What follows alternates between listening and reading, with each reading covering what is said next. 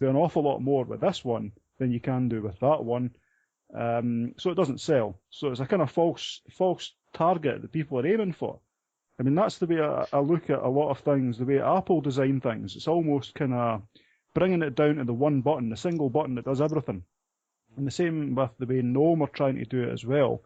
And the more that you simplify it, the more that you're kind of chasing after a market that doesn't really exist, that a market that will reject whatever the end product anyway because it's too simple. Yeah. Did you hear about the GNOME actually moving the maximize and minimize buttons now? Did you guys hear about it? Oh yeah. It's like, I'm sure all the hackers are gonna love that. I mean, even Linus Torvalds uses GNOME now, as far as unless it changed or something. And I mean, most of the users, things like developers, I mean, I know that's going to be quite a put off. I think I think it was Gentoo talking about perhaps staying with the version 2 point something for a while longer because they're not quite so sure what people will think about. You know, them including GNOME 3, people will just go to a different distro, perhaps one which doesn't use that. It's like Ubuntu making decisions just for Canonical making decisions like switching the buttons or whatever. I don't mind these decisions if a distro's doing it or if a theme does it and changes things or removes things. I mean, you can get themes, GTK themes, and I presume Qt themes as well for KDE that don't have buttons. That's fine. I have no problem with that whatsoever. If they want to change it to the other side or put the buttons in the bottom corner, I don't care. It doesn't bother me at all. What bothers me is removing the option to switch it back and forcing you to have to jump through hoops or install another application just so that you can bring the buttons back to where they were or put them back on if they've been removed. That's what I don't like. So I have no problem with GNOME doing that as long as it's an easy tick to make them reappear again, you know. Well, sticking on the subject of software, just very briefly, I know I've got a couple of packages that I would like to mention, but is there any software for this past few weeks that has caught your eye, Roy, that you want to mention? Any util or? I'm trying to think of anything that's major. I mean, there were a few things. There was no release of Linux. There was no release of, Linux the kernel, obviously. VLC we spoke about previous time. It's been quiet, actually. It's been extremely quiet. Well, I've picked up on one, but Gordon, to be courteous, Gordon, is there any package that's particularly caught your eye over the last couple of weeks? I don't know.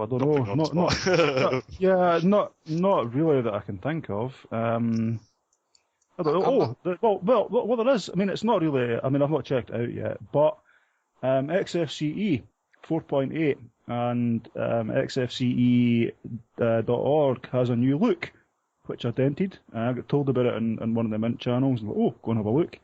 And it's got a new clean, crisp theme. It's xfce.org.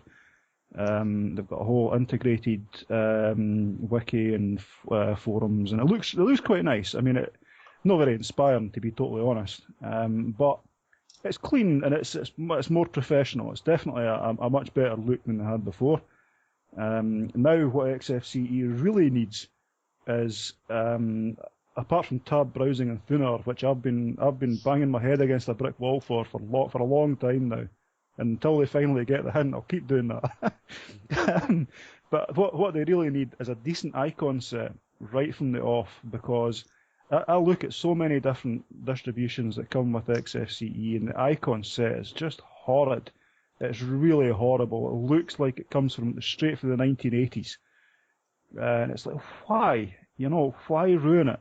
Because XFCE is one of these environments where a lot of the functionality is very subtle. It's hidden in different ways that doesn't jump out at you, but it's there. And a lot of people just don't explore it long enough to find that out. They look at it and it looks like it comes from the 1980s because of the icon and the theme set that they choose. It's just crazy. Well, every time we mention XFCE, I always say the same thing. The last experience that I had of it was when I was running Wolvix, and I thought it was absolutely fantastic. It did just what I liked because it was very in your face. It was very straight away, immediate. There was no messing on with it. I was very, very happy, and then I moved distributions to How we pronounce this again? Sabion, is it, or Sabion? Sabion. Right, yeah. Oh, And then I moved on to Sabion, and then I was back on the GNOME. So think Mario. It's Italian, so think Mario. It's a Sabion. Yeah. Sabian, right. Well, I've got one very quick mention of a package which I've recently wrote about on OpenBytes, which, if I can just have a couple of seconds of airtime to say that has just had a facelift, so I hope everybody checks it out and likes it. It needed modernisation, I think, for a long time, so I finally got round to giving OpenBytes a little bit of a facelift and making it look a little bit more trendy.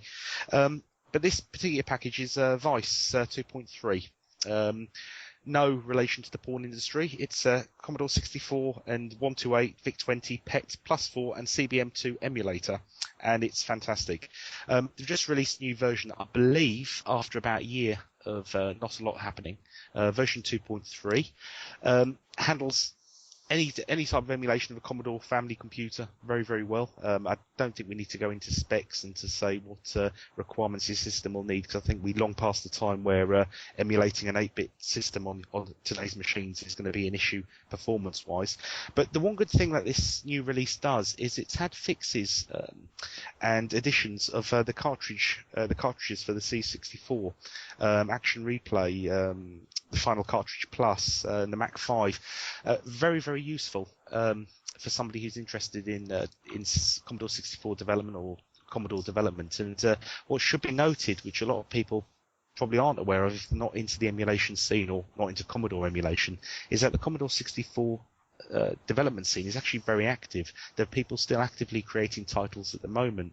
Anybody who reads the Linux Format magazine, which I hasten to add was the one that Roy appeared in recently for an interview with John O'Bacon, they cover quite a few of these titles, and some developers take the modern day titles such as Halo and make a Commodore 64 version of it and release it for free online.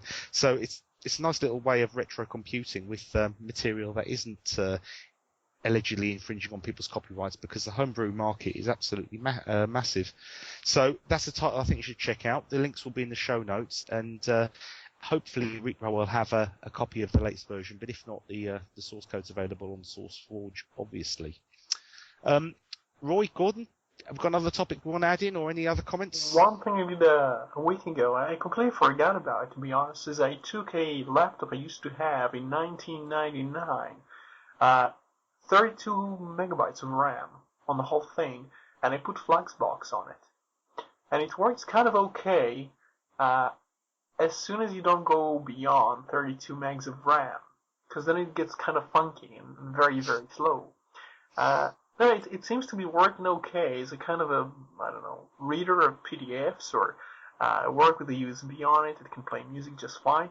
And it's interesting because it plays MP3s out of the box. And I mean, this is the distro on it is damn small Linux, and it actually contains the codecs that you don't have in some of the big distros. So if you install something like Fedora, unless they changed anything, it's not supposed to be capable of playing MP3s out of the box. But here you have a very small thing, 100. I think it was 100 and something, maybe 105 megabytes, or maybe 75, depends which version of them you take.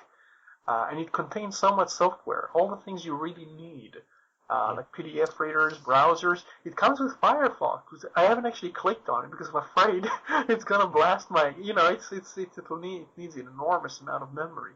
But it also comes with Dilo, and that's the default browser. And it's interesting because I wasn't too sure it was going to work with any distro that's modern. Even the kernel itself is supposed to take more resources than previous things. I mean, Windows 95, I think, would kind of struggle on this type of machine, but it works kind of okay. So Windows Vista's out then? No, I didn't try that. I thought about it, but I don't think I think... CD wouldn't do it. I'm trying to think what would happen if I tried, how Microsoft would kind of... I mean, it's going to boot from the CD, and I'm not sure I haven't actually installed Windows since like the 90s or something. I've never really installed.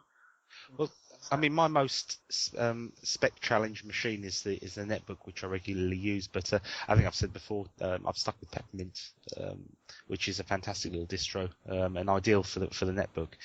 Forget your Jolie Cloud, everything like that. I've found Peppermint's been